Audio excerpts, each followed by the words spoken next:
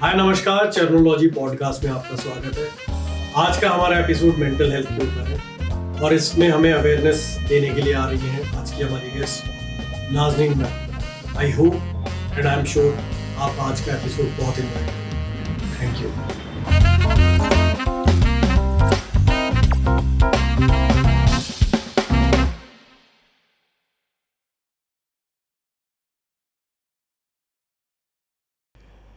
नमस्कार ma'am, Nazneen ma'am, आप बहुत अच्छी लग रही हैं और आपका स्वागत है हमारे शो चर्नोलॉजी पॉडकास्ट में।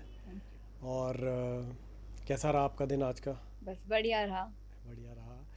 मैम, सबसे पहले हम शुरुआत करेंगे साइकेट्रिस्ट और साइकोलॉजिस्ट के अंदर, मतलब दोनों के बीच में क्या डिफरेंस होता है, दोनों में क्या अंतर होता है, और वो हम अपने ऑडियंस को बताना चाहेंगे कि दोनों के बीच में क्या मेजर अंतर होता है, क्या डिफरेंस होता है, क्योंकि मोस्टली लोगों को यही लगता है कि वो शायद सेम ही है लेकिन नाम अलग है उनका। तो आप प्लीज़ वो एक्सप्लेन कीजिए और फिर उसके बाद हम बातों का सिलसिला आगे बढ़ाएंगे। ये अच्छा था आपका क्वेश्चन, क्योंकि बहुत से पेशेंट्स और बहुत से लोगों को ये कन्फ्यूजन रहता है कि साइकेट्रिस्ट क्या होते हैं और साइकोलॉजिस्ट क्या होते हैं। इसमें एक ही अंतर है कि साइकेट्रिस्ट बाकायदा मेडिकल स्कूल में जाते हैं, उनकी ट्रेनिंग होती है, उनकी ट्रेनिंग मेडिकल रिलेटेड होती है जिससे हम इलाज कर सके, दवाई दे सके, ट्रीट कर सके। साइकेट्रिस्ट बहरहाल थोड़ी बहुत काउंसलिंग कर लेते हैं, पर साइकोलॉजिस्ट जो होते हैं उनकी ट्रेनिंग सिर्फ थेरेपी में होती है, जिनको सिर्फ काउंसलिंग कैसे करते हैं उसमें ट्रेनिंग दी जाती है। और साइकोलॉजिस्ट जो है वो ट्रीटमेंट नहीं कर सकते, मेडिसिन नहीं दे सकते। यही अंतर है साइकेट्रिस्ट और साइकोलॉजिस्ट में। तो क्या किसी प्रकार के पेशेंट्स का काम या फिर उनको सॉल्यूशन साइकोलॉजिस्ट के ज़रिए भी पॉसिबल है? मतलब अगर वो उनकी बात से, मतलब वो डिपेंड करता है कि उनका लेवल क्या है इलनेस का। करेक्ट। तो क्या हम साइकोलॉजिस्ट के पास जाने से भी सॉल्यूशन मिल सकता है? मैं पहले बोलना चाहूँगी कि पहले आप साइकेट्रिस्ट के पास आइए, क्योंकि साइकेट्रिस्ट आपको एवेल्युएट करेंगे, आपको ट्रीटमेंट प्लान बोलेंगे कि ये माइल्ड है या मॉडरेट है या सीवियर है। इसका अगर साइकोलॉजिस्ट के पास जाने से अगर आपको ठीक हो जाता है, सिर्फ काउंसलिंग से ठीक हो जाता है, तो we refer to a psychologist. पर कभी कभी बहुत से केसेस में हमको लगता है कि ये ट्रीटमेंट और थेरेपी दोनों साइड बाय साइड चलनी चाहिए। And once the patient starts recovering, उनको बेटर लगने लगता है, तो हम अपनी ट्रीटमेंट वीन कर देते हैं, पर उनकी थेरेपी लंबे समय तक शुरू रहती है। अब हम यही चाहेंगे कि हम जल्द से जल्द वो पेशेंट को ठीक करें, उनको वीन कर दें और वो थेरेपी कंटिन्यू करें। पर बहरहाल बहुत से केसेस में ये होता है कि उनको ट्रीटमेंट थोड़ी लंबे समय तक चलवानी पड़ती है, या तो उनको ऐसे भी केसेस आते हैं कि उनको परमानेंट बेसिस पे लेनी पड़ती है। परमानेंट बेसिस वाला सवाल जब आता है जब ब्रेन में आपके केमिकल्स नहीं बनते। जैसे कि हमारे शरीर में थायराइड एक ग्लैंड है, अब थायराइड हार्मोन रिलीज करती है। जब वो हार्मोन रिलीज नहीं होता है तो आपको थायराइड की दवाई लेनी ही पड़ती है। डायबिटीज ले लीजिए, पैनक्रियाज एक बॉडी का ऑर्गन है, उसमें शुगर और इंसुलिन कैसे रेगुलेट होता है वो मैनेज करता है। जब शुगर की मात्रा ज़्यादा हो जाती है और इंसुलिन कम हो जाता है तो हम डायबिटीज़ की मेडिसिन लेते हैं। तो थोड़ी बहुत चीज़ें हमको ट्रीटमेंट के ज़रिए ही उसका इलाज होता है। सिर्फ काउंसलिंग से सारी साइकेट्री प्रॉब्लम्स या मेंटल हेल्थ इश्यूज नहीं सॉल्व होते। अच्छा, और इसमें एक और तीसरा नाम आता है न्यूरोलॉजिस्ट। वो कैसे, तीनों में उनमें क्या डिफरेंस है? न्यूरोलॉजिस्ट क्या होता है? So neurologists they do not deal with mental health. Neurologist ज़्यादा करके जो स्ट्रोक के पेशेंट्स है, पार्किंसंस के पेशेंट्स है, एपिलेप्सी कन्वल्जन्स जिसको बोलते हैं, उनके पेशेंट्स है, उनसे डील करते हैं। जो साइकेट्रिस्ट है वो ज़्यादा करके उनके फोटे में आता है डिप्रेशन, एंग्जाइटी, ओसीडी जिसको हम ऑब्सेसिव कंपल्सिव डिसऑर्डर बोलते हैं। ये सारे cases, schizophrenia, bipolar, these are all mental health illnesses. ये साइकेट्रिस्ट डील करते हैं इसमें। ठीक है, तो हमें किसको साइकेट्रिस्ट की ज़रूरत पड़ती है और हमें कब पता लगता है कि इस इंसान को साइकेट्रिस्ट की ज़रूरत है? अब सबसे पहले हमको खुद को अवेयर होना चाहिए हमारी मेंटल हेल्थ के बारे में, क्योंकि सबसे पहले हमको ही पता चलता है कि देयर इज समथिंग रॉन्ग। दूसरों को तो बाद में पता चलता है, पर there are certain red flags.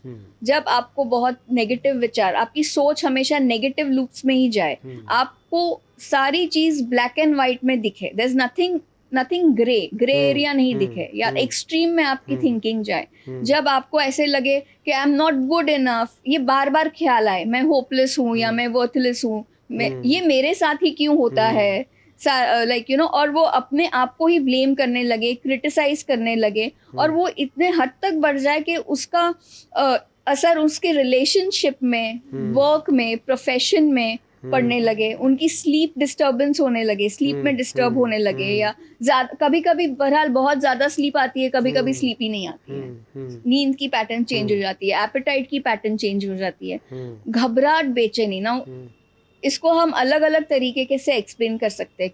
किसको घबराहट बेचैनी होती है तो हार्ट बीट्स एकदम फास्ट हो जाते हैं, सम पीपल एक्सपीरियंस के उनके हाथ और पैर एकदम ठंडे पड़ जाते हैं या स्वेटी हो जाते हैं, किसको ऐसे लगता है कि चेस्ट में कुछ हेवीनेस है, पर we have to rule out the cardiac factors, जो हार्ट की प्रॉब्लम्स है वो पहले रूल आउट करना पड़ता है, yes, but we still have to rule out कि हार्ट से रिलेटेड नहीं हो कुछ, तो वो रूल आउट होने के बाद अगर फिर भी है, then it is anxiety related problem. तो मैम एनजाइटी से हम शुरुआत करते हैं, जो बेसिक प्रॉब्लम्स आजकल समाज में आ रही, जो आजकल, पहले तो लोगों की इतनी अवेयरनेस नहीं थी कि वो साइकेट्रिस्ट के पास जाते ही नहीं थे, पर आजकल यहाँ तो ये बीमारियाँ बढ़ चुकी हैं, या लोगों को समझ आ गया कि साइकेट्रिस्ट हमें चाहिए होता है ना। तो एनजाइटी, डिप्रेशन और ये सब बिहेवियर जो ये क्या है, एनजाइटी का मतलब क्या होता है, अगर हम लेमैन की लैंग्वेज में बात करें, किसको हम बोलेंगे कि ये एनजाइटी से पीड़ित है या फिर ये डिप्रेशन से पीड़ित है, कैसे पता लगेगा?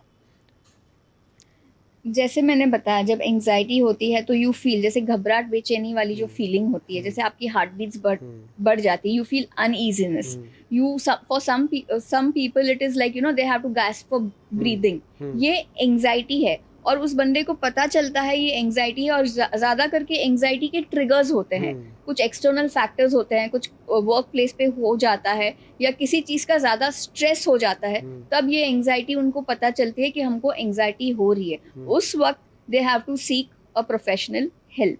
डिप्रेशन का उनको पता चलेगा क्योंकि जो छोटे छोटे टास्क है जो हम बड़ी आसानी से कर सकते हैं, जब कोई इंसान डिप्रेस्ड होता है तो it is like even normal task like नहाना या getting up out of the bed, वो उनको बहुत डिफिकल्ट करता है, उनको अच्छा ही नहीं लगता है बाहर बेड से उठ के आना, सोशलाइज करना, फ्रेंड से मिलना, एक ही कमरे में रहना, गुमसुम रहना, किससे बात नहीं करना, लोगों को फेस करने में डरना, बोलने से डरना, तो ये सारे डिप्रेशन के लक्षण है। तो मैम कैसे कोई इंसान डिप्रेशन में जाता है, मतलब क्या वो दिल टूटना या फिर कोई ऐसा एक्सीडेंट हुआ हो, या कोई ऐसे जो मेंटल पे, मतलब जो दिमाग में असर डालता है, जो हम कहते हैं ना दिमाग में असर पड़ा है, तो वो दिमागी, ये बाहरी चोट तो नहीं है ना, ये तो इंटरनली जो बिना चोट के आपके इफ़ेक्ट करता है, दिमाग को जो बदलता है वो है। इसका क्या कारण होता है कि हम वो उस स्टेज पे पहुंच जाते हैं जहाँ पे वो डिप्रेशन का रूप ले लेती है, वो इंसिडेंट, क्या कारण होता है कि वो डिप्रेशन जैसे सीवियर जगह पे पहुंच जाती है वो लेवल? एक तो देयर इज नो डिनाइंग, एक तो केमिकल इम्बैलेंस हो जाता है ब्रेन में, जो हमारे ब्रेन में जो केमिकल्स है जैसे कि एपिनेफ्रिन, नॉरएपिनेफ्रिन, डोपामिन, उसकी मात्रा कम हो जाती है। जब उसकी मात्रा कम हो जाती है तो ये सिम्टम्स एग्रीवेट हो जाते हैं, जैसे कि आपको फीवर है, तो फीवर इज अ साइन कि इन्फेक्शन है बॉडी में, करेक्ट, तो हम डॉक्टर के पास जाते हैं। वैसे अगर ब्रेन सिक हो जाता है या ब्रेन में कुछ प्रॉब्लम आ जाती है तो कैसे ब्रेन बताएगा? तो ये सिम्टम से ही बताएगा। नाउ समटाइम्स ये सिम्टम्स ग्रेजुअली डेवलप होते हैं, जेनेटिक तो होते ही है, पर हमारे एक्सटर्नल फैक्टर्स, वो आपने सही कहा कि ब्रेकअप्स होना, तो ब्रेकअप में इंसान कोप नहीं कर पाता या एक्सेप्ट नहीं कर पाता, फेलियर हुआ किसी चीज का, या फेलियर हुआ, या डिनायल में रहता है, और फेलियर भी ये है कि एक बार फेल हो गए तो पीपल से हाँ अब मुझसे नहीं होगा। ये वही बात हुई कि एक बार आप रास्ते पे चल रहे हो एंड यू फॉल डाउन, इसका मतलब ये तो नहीं कि आप चलना छोड़ दोगे, आपको ट्राई तो करना है, सक्सीड तो होना ही है। इस बात को समझ भी आना चाहिए ना, आप वो बात सामने वाले को कैसे समझा सकते, जैसे किसी को बोला कि आप टेंशन मत लो, तो उससे ये बोलने से टेंशन तो नहीं जाने वाली है उसकी, तो वो कैसे खुद को कैसे समझ आएगा कि यार मुझे टेंशन नहीं लेनी है, वो वहाँ तक उसका सॉल्यूशन क्या है?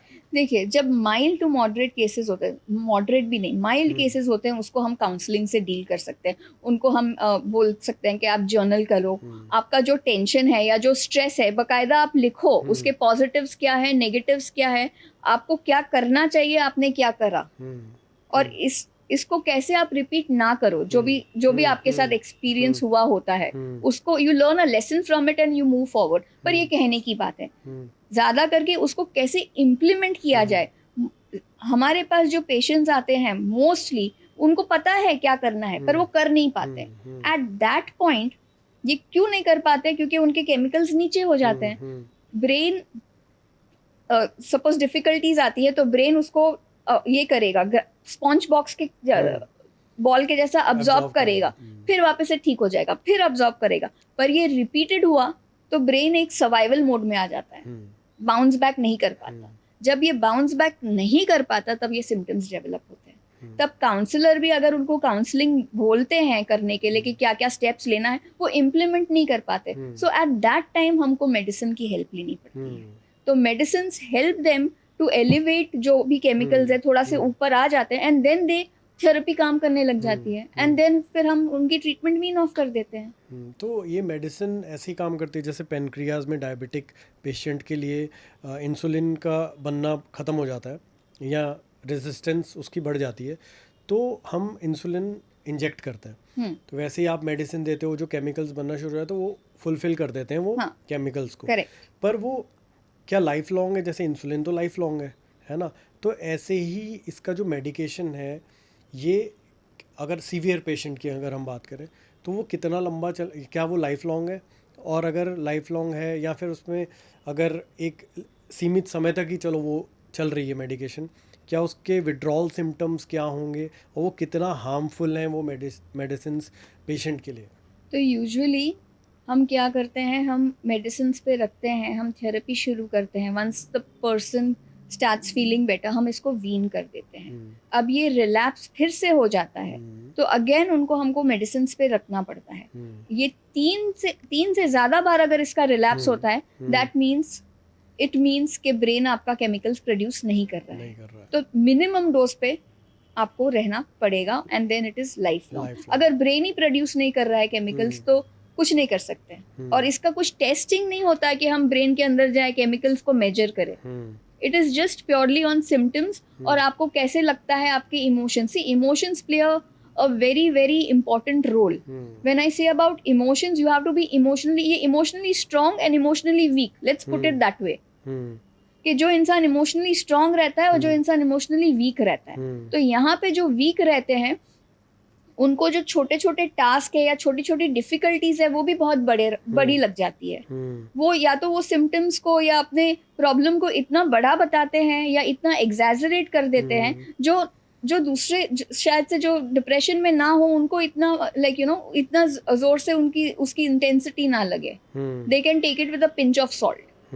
तो ये डिफरेंस होता है। तो all we are trying to make a person emotionally strong.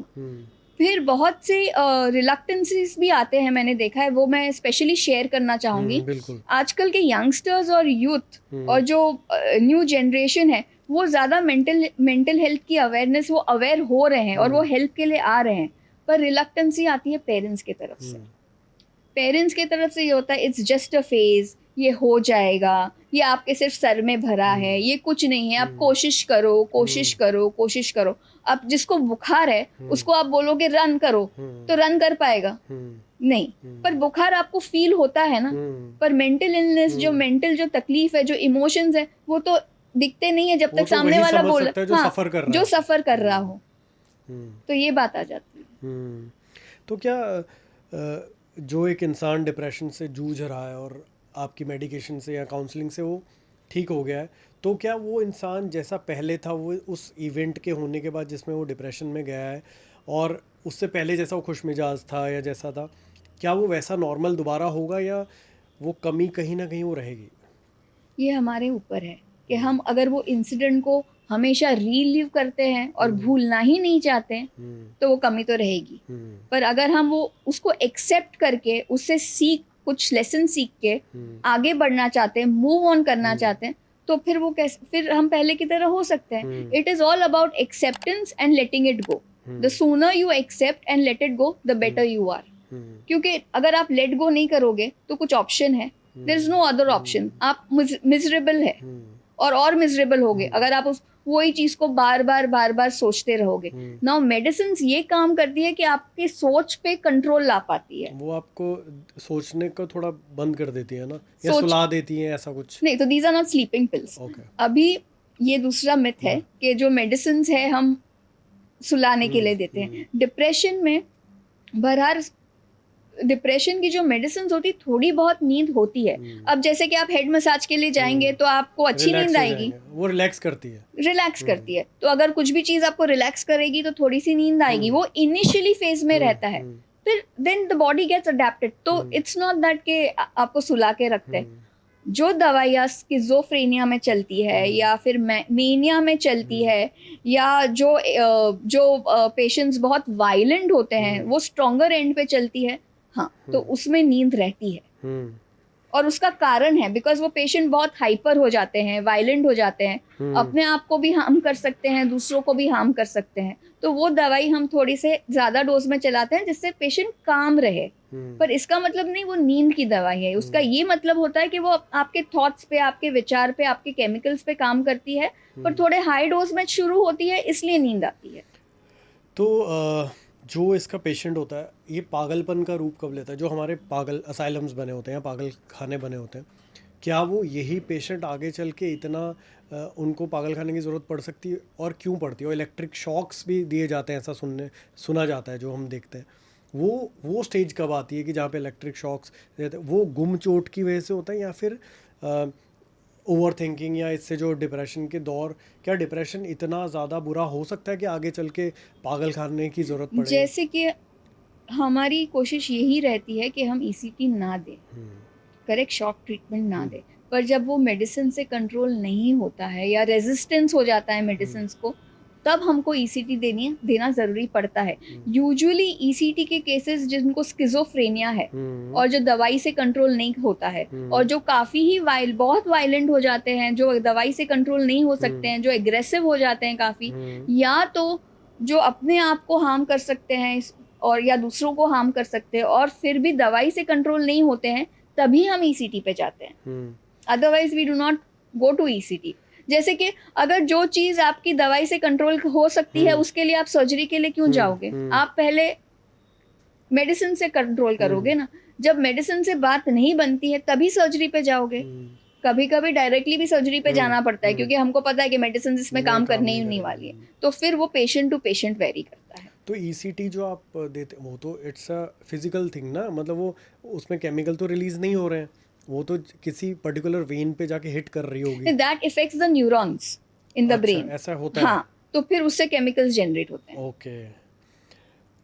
तो मैंने ये भी देखा कि जो इंसान जिसका नेचर का बहुत इफ़ेक्ट पड़ता है आपके डिप्रेशन या एंजाइटी या इन चीज़ों में, मतलब बीमारियों से अगर आप हो रही हैं, नेचर का भी बहुत इफ़ेक्ट पड़ता है. कि अगर कोई खुश मिजाज बंदा है जो मस्त रहता है, खुश रहता है और प्रेजेंट में रहता है ना, फ़िलासफ़ी भी बहुत इसमें आपकी हेल्प करती है. आपकी ज़िंदगी जीने का तरीका क्या है, आपकी फ़िलासफ़ी क्या है लाइफ की? जैसे मेरा माना, मैं प्रेजेंट में रहता हूँ, है ना, ना मैं फ्यूचर के बारे में सोचता हूँ ना पास्ट के बारे में सोचता हूँ. बी इन द मोमेंट, जो आज हो रहा है इसको जियो, क्योंकि फ्यूचर और पास्ट तो हमारे हाथ में नहीं है. तो इस तरीके की मुझे लगता है कि फ़िलासफ़ी बहुत बड़ा योगदान है आपको मेंटली हेल्दी रखने के लिए, right. है ना. वही समझ है आपको ज़िंदगी जीने का तरीका, जहाँ पे आप कैसे मैच्योरिटी के साथ समझ आती है बहुत लोगों को. तो अगर आप फ़िलासफ़ी लोग पढ़ते हैं और उनको कनेक्ट करते हैं कि यार लाइफ का मोटो क्या है, या लाइफ क्या है ना, और खुशी क्या है और सक्सेस क्या है, अगर उसकी समझ आपको है, तो मुझे नहीं लगता कि वो इंसान कभी डिप्रेस होगा ही लाइफ में. ऐसा कितना सही है? आजकल कैसे बोल सकती हूँ मैं, जैसे कि टेक्नोलॉजी, सोशल मीडिया इतना इन्फ्लुएंस हो गया है. अब सोशल मीडिया और इंस्टा और इस पे they all see happy stories. तो जब वो उनकी एक्सपेक्टेशंस बढ़ जाते हैं अनरियलिस्टिक एक्सपेक्टेशंस हो जाते हैं, प्रैक्टिकल नहीं, अनप्रैक्टिकल, जो अचीव करना इट्स नॉट पॉसिबल। कंपटीशन की भावना दूसरे के रैट पास रेस, सभी जगह रैट रेस, किधर फुल स्टॉप लगाना कंटेंटमेंट का वो लोग भूल गए, ग्रैटिट्यूड लोग भूल गए। छोटी छोटी चीजों में भी खुशी होती है, नॉट दैट खुशी इज नॉट वैल्यूड ओनली कि आपके पास पैसा है तो आप खुश हो। बहुत लोगों के पास क्या पैसा है पर वो खुश नहीं है, और बहुत लोग कम पैसे में भी खुश है।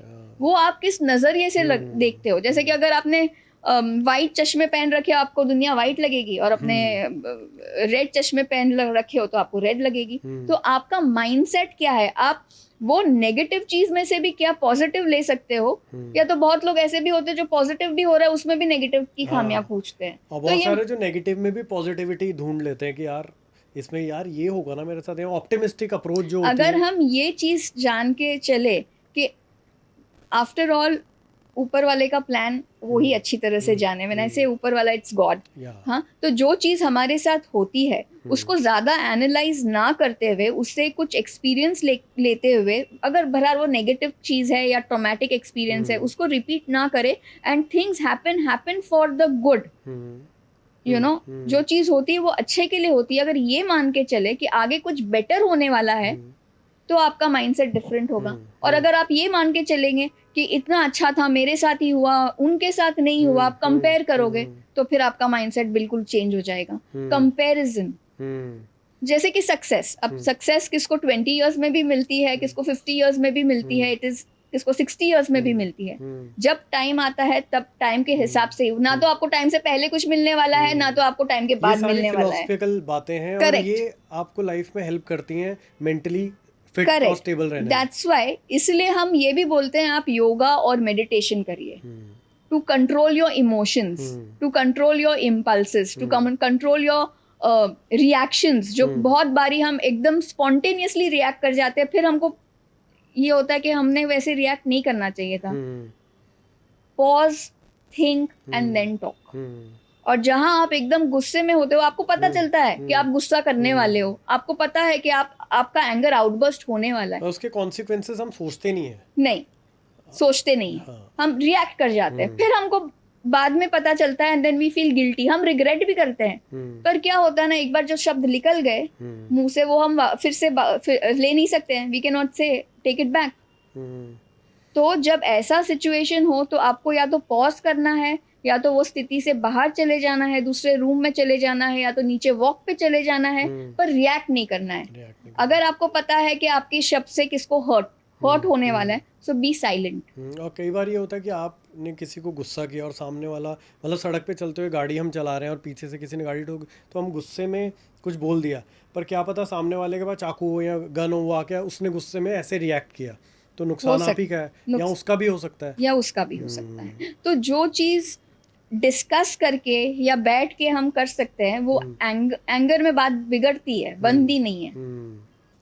तो मैम अगली जो, मतलब मैं अपने जो आसपास देखता हूँ, बड़े शहरों में, छोटे शहरों में भी होता होगा डिप्रेशन, एंजाइटी, पर शायद उनको नहीं पता है क्यों डिप्रेशन है, एंजाइटी है। जैसे हम कई बार सोचते हैं कि सड़क पे जो लोग रहते हैं बेचारे, है ना, वो तो खुश हैं यार, उनको तो एंजाइटी डिप्रेशन होता है, ये तो अमीरों की बीमारियाँ हैं, है ना। पर क्या पता उन्हें भी होता हो, लेकिन वो, उनको नहीं पता कि एंजाइटी डिप्रेशन क्या है, और वो साइकेट्रिस्ट के पास कभी जाएंगे भी नहीं शायद इसको लेके, है ना। तो वैसे ही मुझे आप थोड़ा सा नार्सिसिस्ट बिहेवियर क्या होता है, वो नार्सिसिज्म क्या है ना, और आजकल रिलेशनशिप में या बाकी जगह वो कैसे रेड फ्लैग हम स्पॉट कर सकते हैं कि यार ये नार्सिसिस्ट है, या और वो कैसे हार्मफुल है दोनों के लिए। सो narcissism is a personality disorder. It's a mental disorder only, पर personality, इसके सारे traits होते हैं। अब सिर्फ एक ट्रेट के ऊपर या एक इसके ऊपर हम नहीं बोल सकते हैं कि नार्सिसिस्टिक है। नार्सिसिस्टिक इस पर्सनालिटी जो होते हैं उनके पास कैसे, if I have to express, they are not empathetic.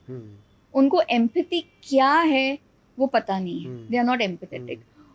उनके साथ रहने से it is all about them, they are very attention seeking. मतलब अगर अच्छा कोई खुशी का मौका भी होगा, वो उसको इस तरह मैनिपुलेट करेंगे कि सारा अटेंशन उन पे आ जाए। वो खुद बहुत इनसिक्योर रहते हैं, they jump in and out of the relationship, they are very manipulate कर जाते हैं. They are also very pathological liars. They lie on little things. Control. जो जिनको पसंद करते हैं, they don't treat them as persons. They treat them as their commodity.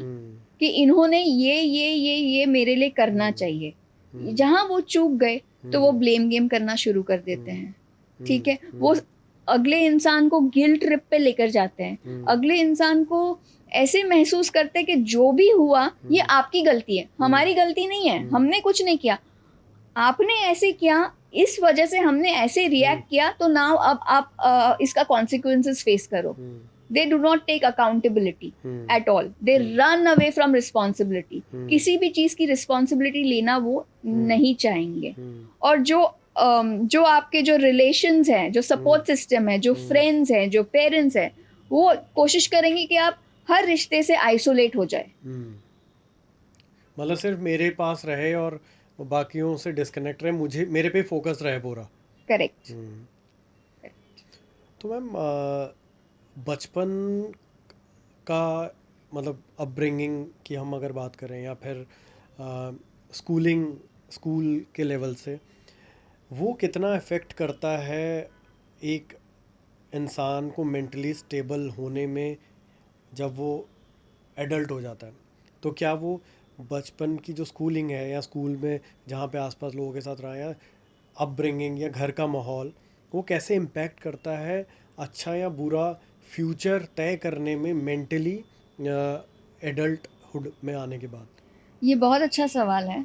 और आपकी चाइल्डहुड अपब्रिंगिंग आपके मेंटल हेल्थ पे बहुत इफेक्ट करती है. जैसे कि जो प्रेग्नेंट फीमेल्स रहती हैं, उनको आपने सुना होगा, अक्सर बोलते हैं उनकी लाइक मदर इन लॉज या मदर भी बोलते हैं, अच्छा सुनो, अच्छा बोलो, अच्छा खाओ, हैप्पी रहो. क्यों बोलते हैं? क्योंकि वो वाइब्रेशंस जो आप सोचते हो वो बच्चे में जाते हैं. तो तभी से ही वो शुरू हो जाती है उनकी मेंटल हेल्थ का अपब्रिंगिंग. अब जब बच्चा होता है तो देयर आर सर्टेन थिंग्स वो मैं चाहूंगी स्पेशली इस पे इम्प्लीमेंट अगर आप कर सको तो बहुत अच्छा है.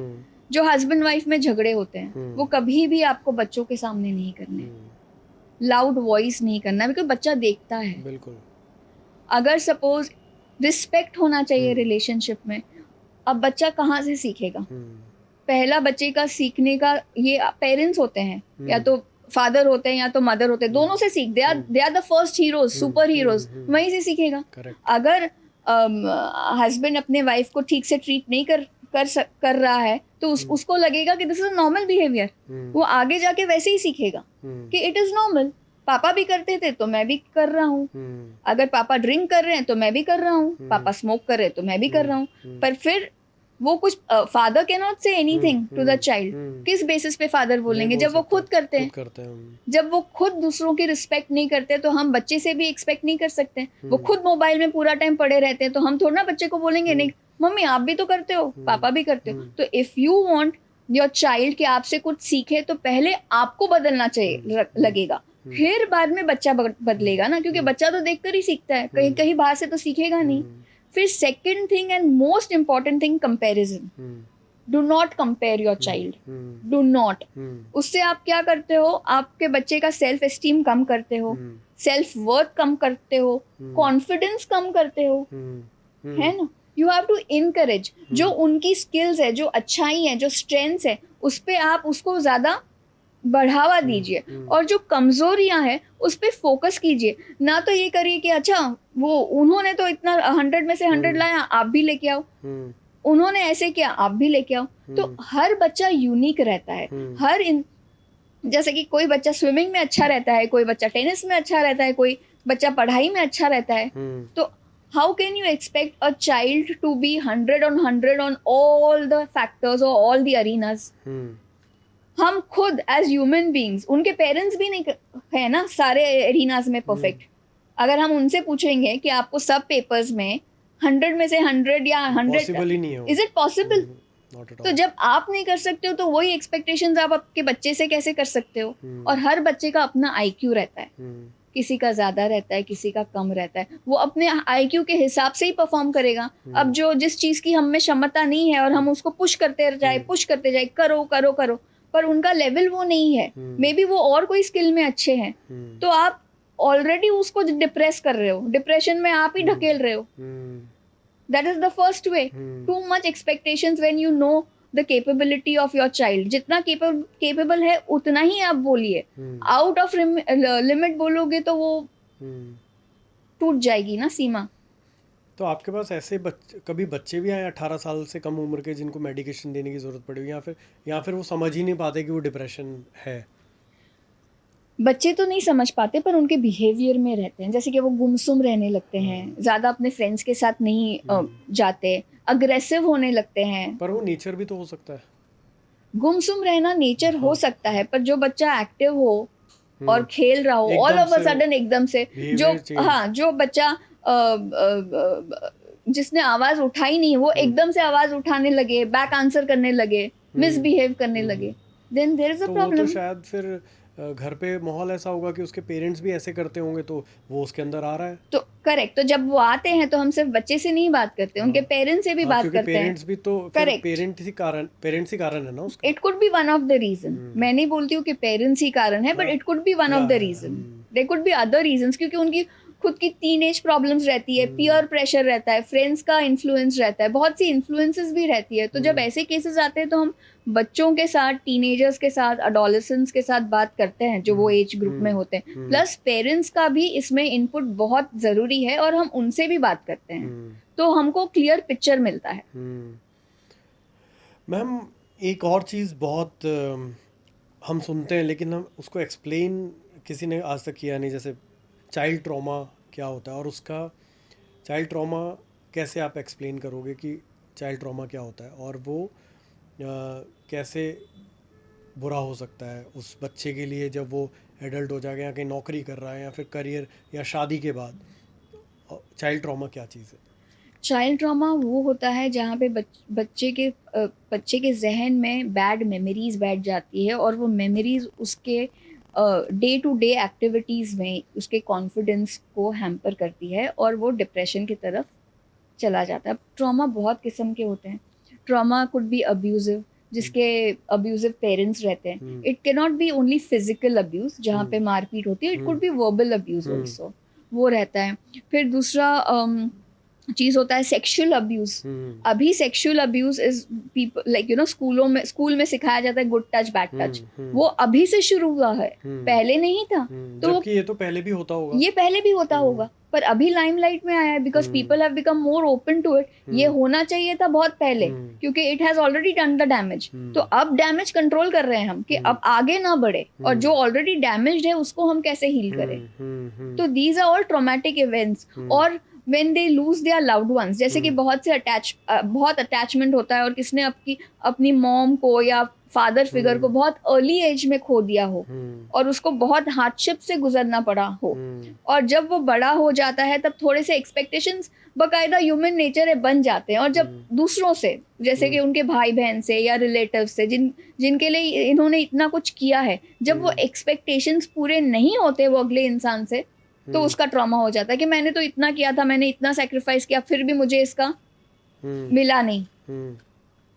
एक्सपेक्टेशंस जितना किया था उन्होंने वो दिया नहीं. तो वो लेके जब बैठ जाता है इंसान, जैसे कि एक्सपेक्टेशंस बोलते हैं ना, हम एक्सपेक्ट बहुत चीज करते हैं, पर जो एक्सपेक्टेशंस पूरे नहीं होते हैं उसके वजह से कहीं ना कहीं हम इमोशनली वीक पड़ जाते हैं. और ऐसे ही मैन ऑफ सिंगल मदर और फादर इश्यूज, ये भी आप एक्सप्लेन कर दे. तो सिंगल मदर और सिंगल फादर इश्यूज ये होते हैं, तो बहरहाल जो सिंगल मदर और फादर रहते हैं वो इतना टाइम स्पेंड नहीं कर सकते अपने बच्चों के पास. उनका टाइम ऐसे नहीं है कि वो प्यार नहीं करते अपने बच्चों को, पर उनको कैसे प्रोवाइड करेंगे. जो सिंगल हैंडेडली प्रोवाइड करते हैं तो वो क्वालिटी टाइम नहीं दे पाते. तो अक्सर बच्चों को लगता है कि मम्मी ने टाइम नहीं दिया या पापा ने टाइम नहीं दिया, but they were very busy doing fetching their own livelihood. फिर उनके स्ट्रेसेस अलग रहते हैं. सिंगल मदर्स के और सिंगल फादर्स के भी ट्रॉमा होते हैं, स्ट्रेस फैक्टर्स होते हैं, तो कहीं ना कहीं वो वेंट आउट बच्चे पे ही करते हैं. तो आई वुड एडवाइस कि इसके लिए थेरेपी बहुत ज़रूरी है, वो सिंगल पेरेंट्स के लिए, कि उनका जो उनका जो प्रोजेक्शन है, उनके जो इमोशंस है, जो नेगेटिव इमोशंस है, जो भी गुस्सा है, जो भी एंगर है, वो बच्चों पे प्रोजेक्ट ना करो, because they are the easy targets. Work place पे कर नहीं सकते और किसको बोल नहीं सकते, तो रहे बच्चे. और मैम फादर इश्यूज क्या होता है वो एक्सप्लेन कर दें. Father issues in the sense, जो फीमेल डॉटर्स होती हैं और उनके पापा नहीं होते, वो मम्मी ने ही उनको मतलब पले बड़े होते हैं मम्मी के हाथों, तो उनका बिहेवियर में कोई चेंजेस होते हैं जिन.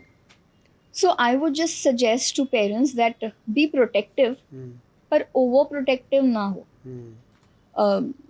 थोड़ा सा आप लिबरल बनिए, थोड़ा सा आप छूट दीजिए बच्चों को, क्योंकि जो सिंगल मदर के जो सपोज स्पेशली डॉटर्स, अगर उनको वो प्यार नहीं मिलता, उनको वो अफेक्शन नहीं मिलता, वो बाहर ढूंढते हैं, and because they want some a father figure. मैं उसी के बारे में बात हाँ, कर रहा हूँ. वो बाहर ढूंढते हैं, वो बाहर अटैचमेंट ढूंढते हैं, और बहुत बार जो अटैचमेंट वो कर लेते हैं दूसरे लोगों से, they are not good for them.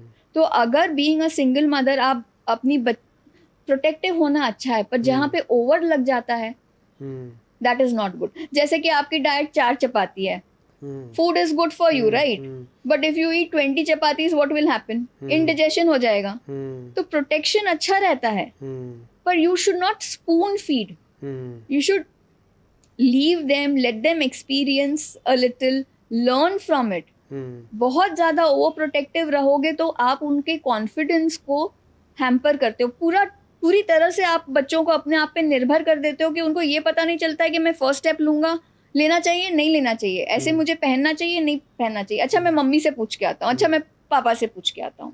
तो फिर वो आगे जाके आप होंगे, आपकी लाइफ, पेरेंट्स की लाइफ जितनी है उतनी है, उसके बाद क्या? उसके बाद तो उनको ही बैटल्स ये करना है. और अगर आपने इतनी डिपेंडेंसी आप उनकी आपके ऊपर बना दी है, तो वो कैसे फंक्शन कर पाएंगे, है ना? मैम LGBTQ की अगर बात होती है तो कहते हैं कि यार ये तो मेंटल इलनेस है, कि ये लड़का होते हुए लड़की अपने को लड़की समझता है, या लड़की है तो लड़का समझता है, तो इट्स अ फिजिकल थिंग और मेंटल थिंग. ये थोड़ा सा आप एक्सप्लेन कीजिए. See, it was considered as a mental illness, but now it is no longer considered. It's taken as normal. अभी तो बहुत से कंट्रीज एक्सेप्ट भी कर रहे हैं इसको.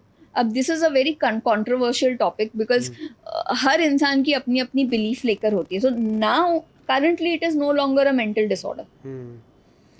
और आपके पास बहुत सारे केसेस आते होंगे, तो आप कोई केसेस डिस्कस करना चाहेंगे कि ये एक मेरे पास जो आया था तो उनको ये प्रॉब्लम थी और वो ऐसे क्योर हुआ उनका, या केसेस वर्स्ट हो गए, या फिर कोई ऐसा इंसिडेंट जो उनके साथ हुआ हो और वो बैठ गया हो उनके दिमाग में, या फिर वो ऐसी हरकतें कुछ पर्टिकुलर करना, या फिर उन्होंने किसी को हार्म किया हो, ऐसा कोई केस आपके मतलब 18 साल के करियर में आपने बहुत सारे केसेस देखे होंगे.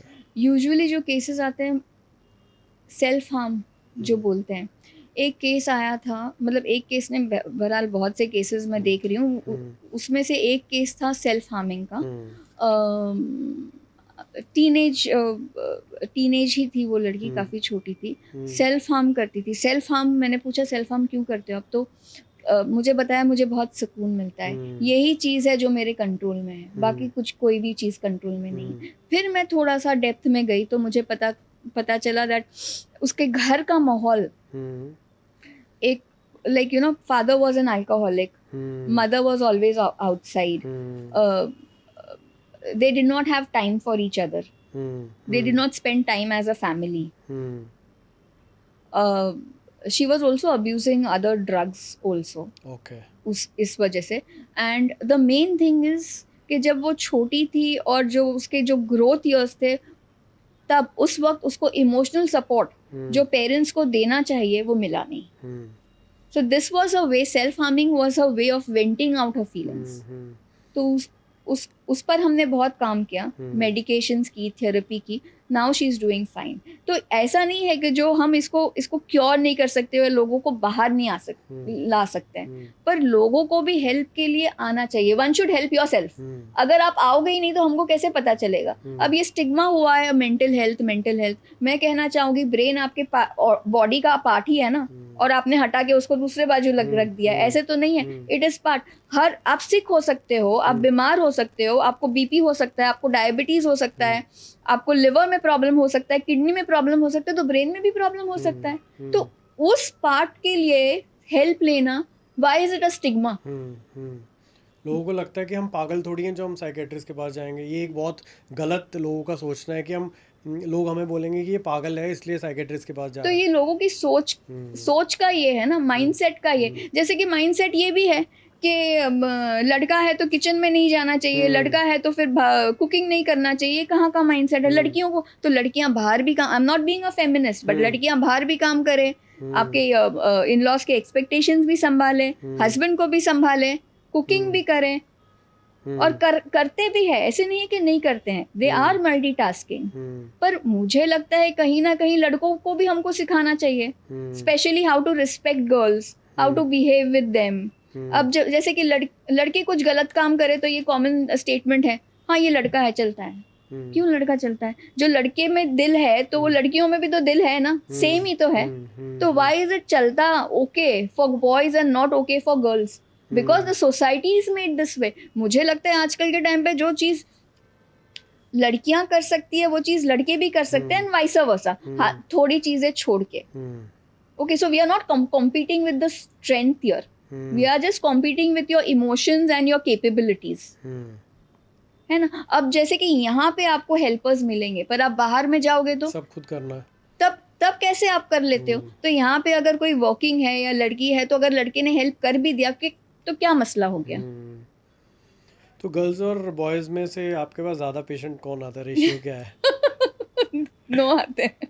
50% लड़के 50% लड़कियां, कोई ऊपर नीचे नहीं, कुछ तो होता होगा ना? या फिर कौन सा एज ग्रुप ज़्यादा आता है जो इन डिप्रेशन और एंजाइटी और इन इश्यूज से? तो you will be shocked, and it is very surprising. I get like 18 years old, 24 years old, 25 years old, 30 years old, ये ब्रैकेट में, because there is awareness and they are smart enough to seek help. वो ठीक होना चाहते हैं, वो ठीक होना चाहते हैं इसके लिए क्योंकि उनको पता है क्या नॉर्मल है और क्या अबनॉर्मल है। बहुत जनों का फिक्स्ड माइंडसेट होता है, जो लो फील करते हैं, उनको लगता है ये ऐसी ही जिंदगी है, हमको लो में ही जीना है, हमको इस कैसे हम नॉर्मल है हमको पता नहीं, ये अबनॉर्मल को ही वो नॉर्मल मान के चलते हैं। They don't know the difference. हम सफर कर रहे हैं, हम सफर करेंगे, पर हम हेल्प नहीं लेंगे क्योंकि लोग क्या बोलेंगे, जजमेंट क्या पास करेंगे, क्या जज करेंगे। पर सफर तो आप कर रहे हो, लोग थोड़ा ना कर रहे हो। लोगों की शॉर्ट टर्म मेमोरी होती है ना, अच्छाई भी भूल जाते हैं और जो बुरा करते हैं वो भी भूल जाते हैं, शॉर्ट टर्म मेमोरी। बल्कि जो आपके दोस्त या फैमिली हैं, अगर आपको लगता है कि वो ऐसे मेंटल इश्यूज को सफ़र कर रहे हैं या फेस कर रहे हैं, तो आपको उनको लेके जाना चाहिए। और जो आपकी फीस को अफोर्ड ना कर पाए उसको कहाँ जाना चाहिए? Then I give them discount. मतलब फ्री सेवा नहीं है जो नॉन अफोर्डिंग है, तो मेरे कहने का मतलब जो बेचारे नहीं अफोर्ड कर सकते उनके लिए एनजीओज हैं इस तरीके के, या so there are lot of government hospitals ना। अच्छा, वहाँ पे भी साइकेट्री डिपार्टमेंट होता है, तो वहाँ पे जा सकते हैं। और ऐसा एक और सवाल मेरे दिमाग में आ रहा है, मैंने सुना है कि सिंगल लोग ज़्यादा खुश रहते हैं और वो डिप्रेशन और एंजाइटी से दूर रहते हैं, और जो मैरिड हैं और रिलेशनशिप में वो ज़्यादा इन चीज़ों का सामना करते हैं। तो ये क्या रीज़न हो सकता है? Expectations, it all comes to expectations. So अब मैरिज में आप रहते हो तो हमारी एक्सपेक्टेशंस बढ़ जाती हैं। ये हस्बैंड है, ये वाइफ है, ये चेकलिस्ट हो जाता है, ये करना चाहिए, ये नहीं करना चाहिए। You don't give each other space. तो स्पेस, हर रिलेशनशिप में स्पेस देना जरूरी है। You can't be like a detective right all the time, कहाँ गए कहाँ नहीं। Unless and until somebody is cheating on you, तो बात अलग है। देन देयर इज लाइक फिर आपको रहना है उसमें, नहीं रहना है। रख सकते हो, आपको बनने की क्या जरूरत है? हाँ, फिर भी डिटेक्टिव रख सकते हैं, हमको बनने की क्या जरूरत है।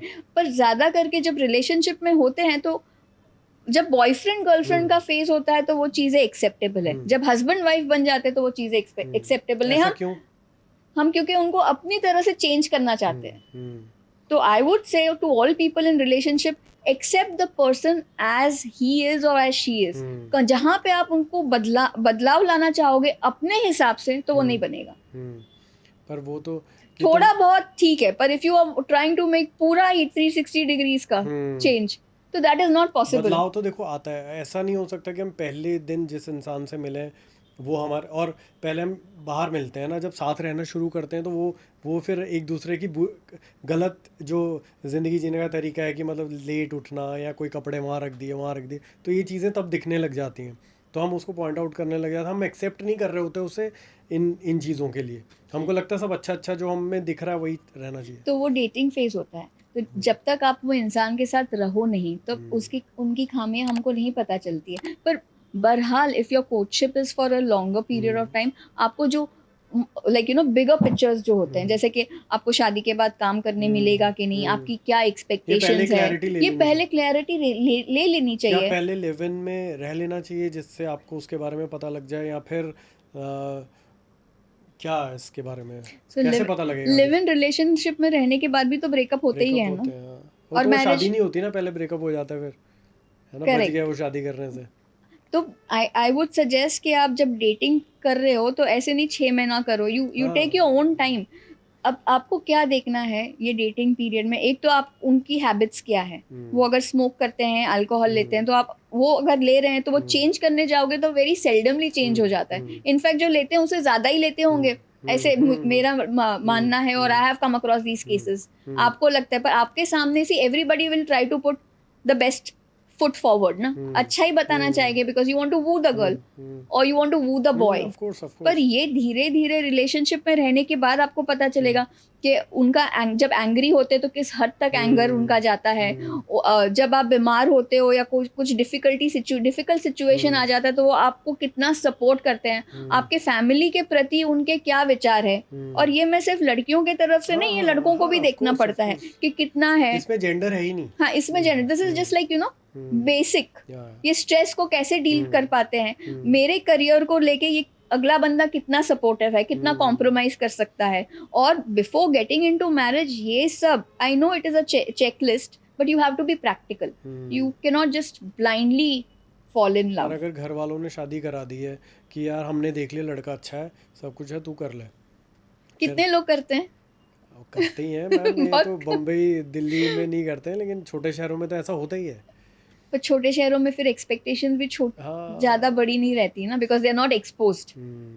वो भी बात आ जाती है। जो अगर रिलेशनशिप में होता है, क्या वो भी मेंटल डिसऑर्डर कहेंगे उसे, या क्या कहेंगे उसे? हर रिलेशनशिप में if you are into a relationship थोड़ा पोजेसिवनेस तो होता ही है, सो थोड़ा बहुत ओके है। पर when that possessiveness changes into obsession, that is not okay. और कभी ऐसा कोई केस आया आपके सामने कि मुझे भूत दिख रहे हैं या फिर मुझे आवाज़ें सुनाई दे रही हैं और मुझे ऐसा कुछ, ये सब? ये सारे ये केसेस हैं, इसको स्किज़ोफ्रेनिया बोलते हैं, जहाँ उनको आवाज़ें सुनाई देती है, ऑडिटरी हैलुसिनेशंस, विजुअल हैलुसिनेशंस यूजुअली स्किज़ोफ्रेनिया में भी होते हैं, ड्रग एडिक्ट्स में भी होते हैं। So these are like delusions, hallucinations, suspiciousness, they imagine things, रहना कि यार ये मेरा दरवाज़ा कोई खटखटा रहा है क्या, हाँ, अरे मेरा कोई पीछा तो नहीं कर रहा है। Correct, so that is a mental disorder which needs to be treated. तो अगर मैं तो कभी जाता हूँ सुनसान रास्ते में तो मैं अलर्ट रहता हूँ कि कोई पीछा तो नहीं आ रहा है, तो वो हमारा नॉर्मल इंस्टिंक्ट है। हाँ। पर आप अभी घर में हो और सब लोगों के साथ बैठे हो और फिर भी ऐसे लगता है आपको कोई कान में बोल रहा है आपके, you are listening but nobody is actually talking, then that's a problem, right? So there are common instincts, like जैसे कि एग्जाम के पहले हमको वो जो घबराहट वाली एंजाइटी, दैट इज हाँ, फ्लाइट से पहले किसी को डर लगता है कि अरे यार, है ना, हाँ, कि क्या, correct. So that is, so mental illness is emotions. Of course अभी किसको गुस्सा आता है वो नॉर्मल इमोशन है, उसको हम ट्रीट नहीं कर सकते। एंगर को कब ट्रीट करते हैं? जब वो तोड़फोड़ करने लगे, चीजें उठा के फेंकने लगे। अब किसने ग्लास गिरा दिया हो, यू कैन से अरे भाई ध्यान रखो, बट इंस्टेड ऑफ लाइक किसी ने गिरा दिया ग्लास और आप उसको चाटा मार दिए, that is out of proportion ना इंटेंसिटी। एंगर का भी इंटेंसिटी है। If something goes out of proportion और something happens out of proportion, then there is a problem.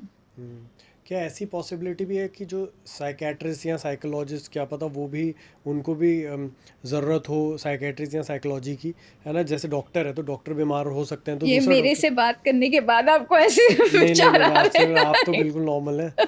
मैं ऐसे ही, मतलब एक सवाल आया मेरे दिमाग में कि अगर डॉक्टर बीमार हो सकता है तो उसको ट्रीट करेगा दूसरा डॉक्टर, तो क्या ऐसी पॉसिबिलिटी होती है या कभी देखा आपने अपने करियर में? नहीं देखा नहीं होती है ना, बिकॉज हम इंसान हैं, हाँ। साइकेट्रिस्ट है फिर भी इंसान है, तो हम क्या सुनते हैं, हम सैड स्टोरीज ही सुनते हैं, कोई हैप्पी स्टोरी तो सुनाने आएगा नहीं साइकेट्रिस्ट के पास, है ना। डर है, फियर है, एंजाइटी है, वो सुनकर भी साइकोलॉजिस्ट पे और साइकेट्रिस्ट पे भी इफेक्ट पड़ता है।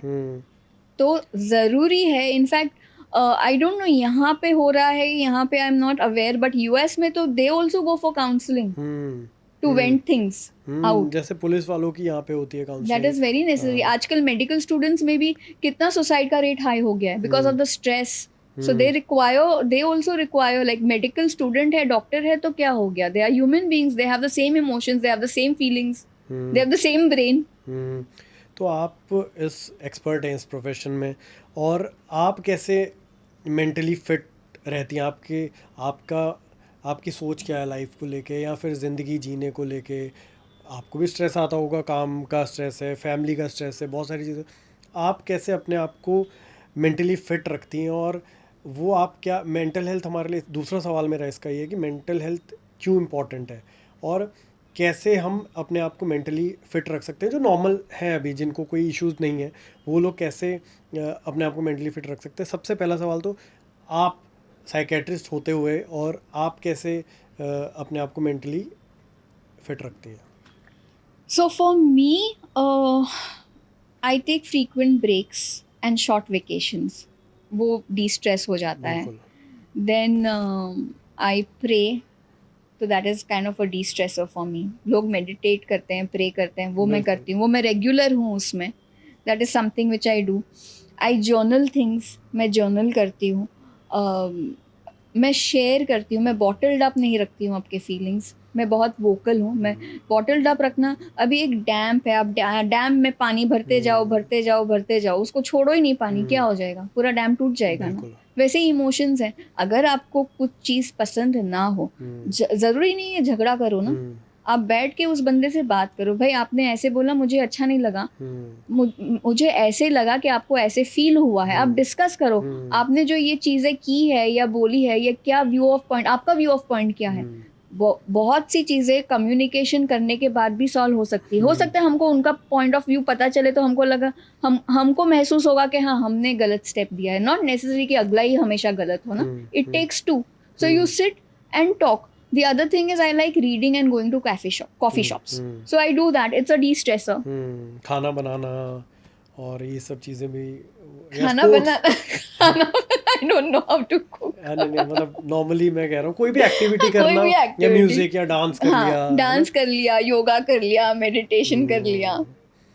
तो मेंटल हेल्थ क्यों इम्पोर्टेंट है? आप क्या, जो हमारे सुनने वाले हैं उनको आप क्या बोलोगे कि मेंटल हेल्थ क्यों इम्पोर्टेंट है? जितना फिजिकल हेल्थ हमारे लिए इम्पोर्टेंट है, उससे ज़्यादा मेंटल हेल्थ इम्पोर्टेंट है. अब देखिए, आपका ब्रेन काम करना बंद कर जाएगा तो क्या असर होगा बॉडी पे? What will happen if your brain stops working? कुछ भी नहीं होगा, मतलब आप कुछ कर ही नहीं पाएंगे. वो That's तो why कंप्यूटर है, चिप लगी है उधर. That's why mental health is important. You only answered. मुझे लगता है फिर मुझे उस सीट पे बैठना पड़ेगा अगली बार. Right. और कुछ आप हमारे ऑडियंस को, या कुछ जो मेरे द्वारा पूछने से रह गया हो, जो आपने सोचा? मैं यही बोलना चाहूँगी कि it is not something like psychiatrist या साइकोलॉजिस्ट के पास जाने से it is no longer a stigma.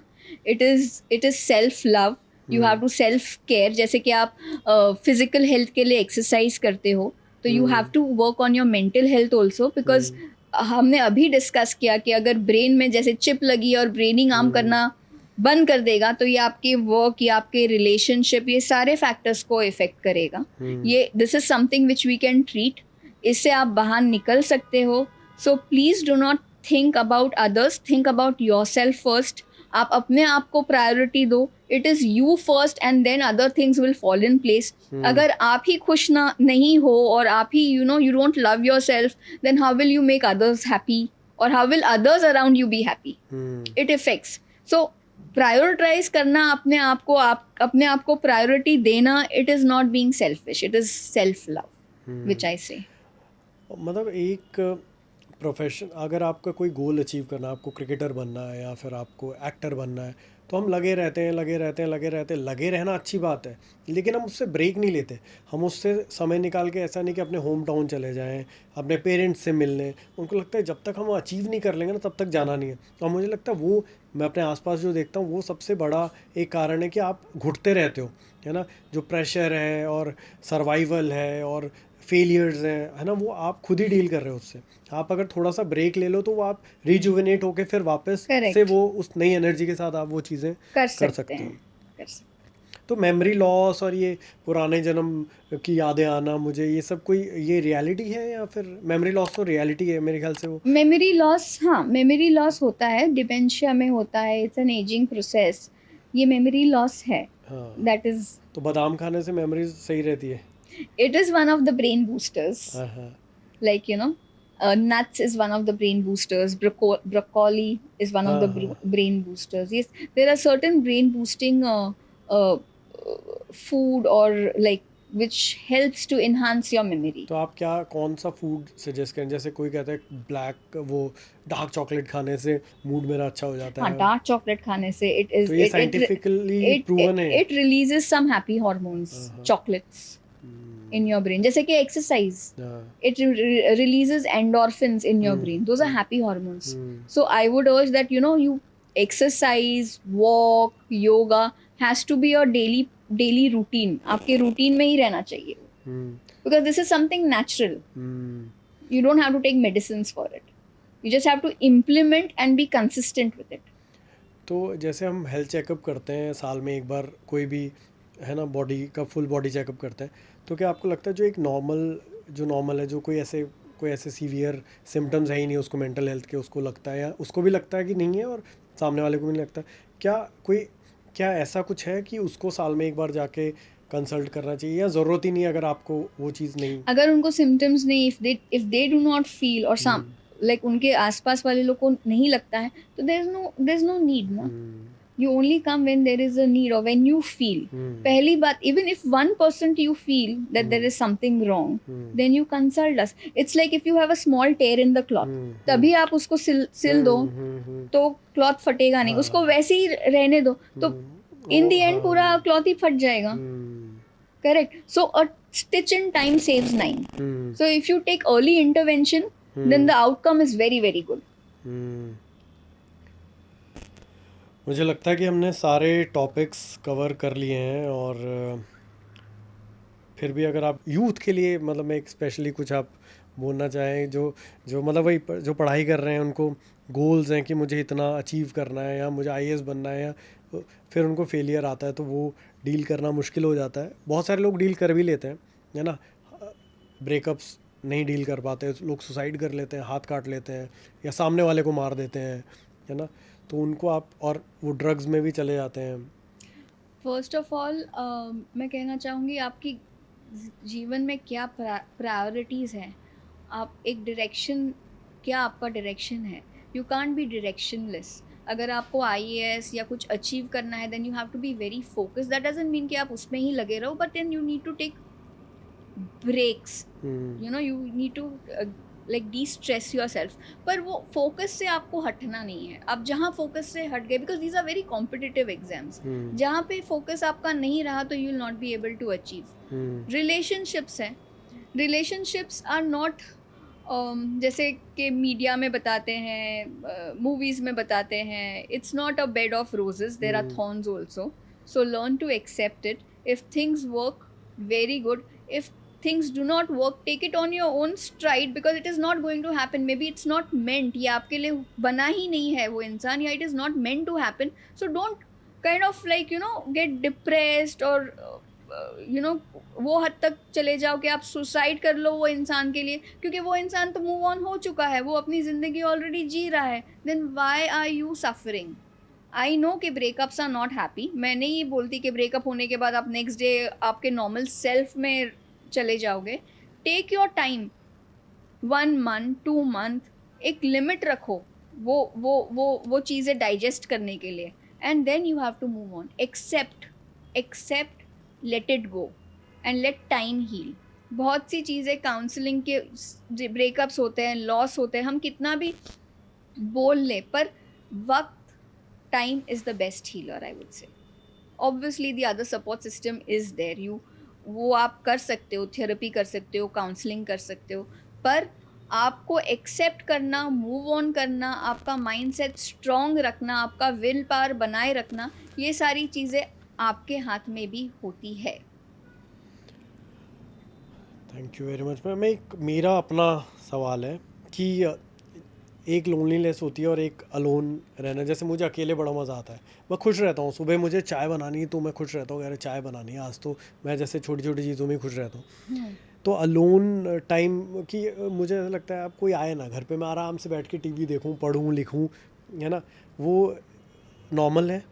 Lonely तो वो होता है कि मुझे मिस होता है कि अरे मैं क्या, कोई है नहीं मेरे जीवन में, है ना. Some people like by choice जो अकेले रहना पसंद करते हैं और that is सोशल normal. ना. Solitude, they find peace in that, and that is normal. That I will not tag as a problem. हाँ, और समय के साथ साथ आपके वो दोस्त भी आप चूज़ी हो जाते हो कि यार इन लोगों के साथ ही मुझे हैंग आउट करना है. वो अब आप कम होते जाते हैं 30 के बाद दोस्त जो Which होते हैं. maturity, things change, priorities change, mindset change, सोच बदल जाती है, तो वो हिसाब से आपके इर्द गिर्द के रिश्ते में भी बदलाव आता है. Thank you very much ma'am. बहुत ही मज़ा आया आपसे बातें करके, और आपने इतनी इन्फॉर्मेशन दी जो सबके बहुत काम आने वाली है. और थैंक्स फॉर कमिंग. आपने आना स्वीकारा मेरे शो चैनोलॉजी पॉडकास्ट में. आपका बहुत बहुत शुक्रिया. और मेरी तरफ से, मेरे पॉडकास्ट की तरफ से और वैली कल्चर की तरफ से आपके लिए एक छोटा सा तोहफा. Thank you so much. Thank you.